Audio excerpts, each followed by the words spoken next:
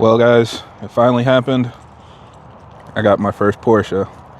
And I know this is one of those things that a lot of you guys probably might know. I mean, if you pay attention to my social media and stuff, I share a lot of posts about Porsches, but this probably isn't what you would expect me to get. The car doesn't have two doors. It doesn't even have an engine. Yeah, we got a Taycan. Now, I know this probably comes as a surprise to a lot of you guys, but I can honestly tell you from the way that I use my cars and what we're planning for it, I think this was a great deal, a great value, and the exact car that we needed at this time with the least amount of compromise. So I'm going to explain to you my entire thought process behind it, you know, what options it has and all that good stuff, and introduce you to our first Porsche. And then, of course, we'll be talking about it more later on. So let's go ahead and talk about it, and hopefully you guys find this video useful.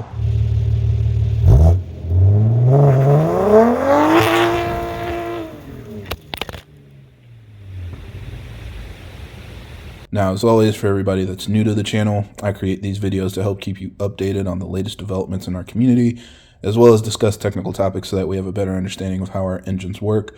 So if you're interested in more videos like that, be sure to subscribe because there will be a lot more coming out in the future. All right, so yes, we bought a Porsche Taycan, and I'm just going to clarify this up front. I am an enthusiast, but I've been saying it Porsche for 30 plus years now. So I know that the correct way to pronounce it is supposed to be Porsche, but you're just going to have to bear with me. Old habits die hard, I guess. But yes, we got a Taycan, and let's just go over some of the basics really quick. So this is a 2021 base. So it's not a Turbo S or a Turbo or even a 4S. This is the base rear-wheel drive model, basically the quote-unquote budget option, but it does have a couple options on it. So it has some things like you can see it has the glass roof, it's got the surround cameras, it has heated and cooled seats, it has the storage package, the heated steering wheel, Apple CarPlay, Android Auto, you know, a lot of different convenience features. Now, all of these options weren't picked around my preference. I actually would probably have a different preference for this car, but these were picked around my wife's preferences because this is primarily going to be her car. It is replacing her 2014 Volkswagen CC. She's had that car for a little over 10 years, and it was just kind of time for her to get an upgrade. It had over 120,000 miles. And when we originally got it, she was an occupational therapist and she was doing travel services. So she would go to different facilities and hospitals in different cities, different states, you know, wherever they needed her. And so she drove a lot. And that car was a nice, comfortable daily driver that got good gas mileage and good reliability at the time. But when our kids were born, she didn't really drive nearly as much. So that was kind of part of why we got this car. But also I noticed she was driving the X7 a lot, and so I told you guys we got that car a year ago. It almost has 15,000 more miles on it since we got it in just over a year, simply because I was driving it every time we needed to go somewhere as a family, going on road trips and stuff like that. But she was also driving it just to go to Pilates or Trader Joe's or whatever. Like anytime it was there, basically she would choose that car instead of her own. And when I asked her about it, she was really preferring the X7 because it had things like comfort access. She never had to take her keys out of her pocket, the Android Auto, the memory seats even, you know, things that her car didn't have. It was standard in the X7, and it made it a lot more enjoyable for her to drive. And she really likes big cars in general anyway, so that was something that she just preferred, and she didn't really see a point to driving her car anymore. And so since it was getting so high in miles, since I've had so many new cars over the past couple years, you know, it was just kind of time to upgrade her car. So we chose the options around those things, making sure it had what she wanted. We also wanted to make sure that it didn't have things that she didn't like. So she isn't a fan of automatic cruise control or a heads-up display. And while I am definitely one of the people that would say it's crazy that that's an option on these cars, considering they're over $100,000, some of them over $200,000, it does make sense because a lot of the Porsche enthusiasts and people that are interested in these things don't want all of the nannies and the technological upgrades and stuff like that. They just want like a basic car. So it was nice, even though they nickel and dime you on every single option, it seems like, it was nice to have the option to not get it. And that was what we got with this car. Now, I know there are a lot of pocket watchers out there, and a lot of people are probably worried about the price. And yes, this is an expensive car. I think it was $92,000 was the MSRP when it was new.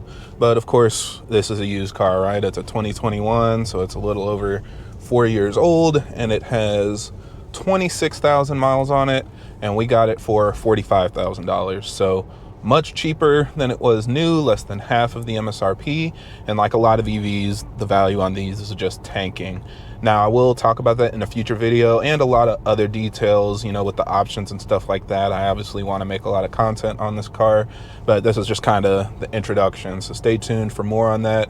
If there's anything else you want to learn about the car, definitely leave a comment and I'll add that to the list. But yeah, I mean, that was really a big part of getting this car as well. They are such a good deal compared to the price of what they were new. And for me, I mean, this was always the EV that I would have gotten. If you guys follow me on any other social media, you know that I'm not just a BMW guy. I definitely love Porsches more than I love BMWs, but they're very expensive, hard to come by nowadays. But I always said, you know, if I had to get something, it wouldn't be a Tesla or something like that. This would be the one. And fortunately, my wife was kind of on the same mindset, except she really did not want an AV at all. She's not a car enthusiast like me. She doesn't modify her cars or anything, but she likes a nice car. But she really likes engines. She really likes old muscle cars and V8s and stuff like that. And originally, she actually wanted a Cayenne. That was her preferred car. So we test drove a couple. And when we got in it, unfortunately, she really didn't like the interior ergonomics. She didn't like the handles that they have like in the middle and stuff like that, all of the buttons and the adjustment for the suspension settings. It was just more than she expected. She thought it was going to have a cleaner look on the inside. And also we test drove some higher mileage ones that were local to us, and they were really beat. I mean, the interiors were just torn up, and it kind of gave us the feeling that the interiors weren't designed to last. And as she put 10 plus years and almost 90,000 miles on her CC, we expect to do that on this car as well. This needs to last us a long time. So that didn't give us a lot of confidence in those cars. Then we started looking at Macans, and she actually saw a Macan GTS that she really liked, and she fell in love with that car. So we were saying, okay, maybe that's what we'll look for. It was missing some options, but she liked the sports exhaust and like the colored dials and the GTS nomenclature being something kind of special. So she was really interested in that model. But I told her, you know, there's a local dealer to us. They have a Taycan Cross Turismo, so that's like the wagon version. And I think we have a good use case for an EV. Just being transparent. I mean, I'm not an EV enthusiast. I'm not somebody that really wanted one, but I feel like with how you drive, again, just going to Pilates and Trader Joe's and, you know, running the kids around sometimes, I think an EV would work well for you. We don't have to worry about oil changes anymore. We don't have to worry about, you know, other maintenance things. It's really just brakes and tires, essentially. And so she said, okay, you know, went to go test drive it. As soon as she saw it, she fell in love. And it was primarily because of the look, all right? It's a very low car. It's a very wide car. The hips poke out really far. And she just loved it, you know? And I started to realize that she really didn't want an SUV. She just liked the idea of a big car. But to her, this is big in the right direction, right? Low, wide, it takes up a lot of space, but it's not necessarily tall. Like, it's not big up, it's big out. And that was it. That was all it took. She test drove it, and she said she loved it. And then we started looking for Taycans. Now, this was a little bit out of the budget for me, but again, being around $45,000, it was a really good deal, especially at this mileage. And there are some less than 40,000 miles as well. I've seen some like 35, 38,000 miles if you really look for it.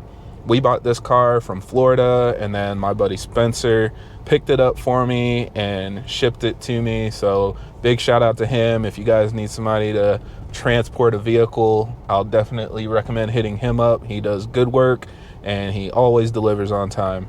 And you don't have to deal with shady delivery guys like what I had to deal with on my 340. But yeah, really nice and convenient to do that. The only stipulation there is maybe make sure you get somebody with an enclosed car hauler, because with the glass roof, if a rock gets kicked up and hits that, I'm sure it's very, very expensive. So thankfully he had an enclosed ATC and no issues there. But yeah, as they say, happy wife, happy life. And I was very fortunate that both of our opinions aligned on this one. Again, I probably would have gotten some different options or prioritized some different things, but like even stuff like the headrests, having the crest in the headrest, when she saw that, she had to have it. So finding a car with that was really important on my search.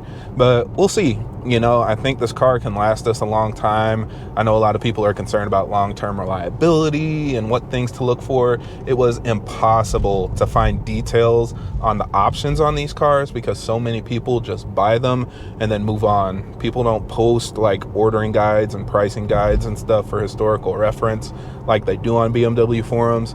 So I have a lot of ideas on content I want to make with this car, just to kind of share that for anybody that might be interested in buying one, because I do think it is a really good value for what it is. And I'm happy that it's my first Porsche. Hopefully more will come in the future, but we're going to enjoy this one exactly for what it's meant to be, you know, a daily driver and a round trip hauler. And I'll keep you guys updated as we experience that for ourselves. So I think that sums it up. Again, this is just kind of a quick intro, but let me know if you have any other questions about this car, anything else you want to learn. Like I said, again, I've got multiple ideas for content, so that'll be coming out over the next couple weeks. But for now, I think that's it for this video. So thank you guys for watching, and I hope this helps. And if you have any other questions or comments, leave them down below.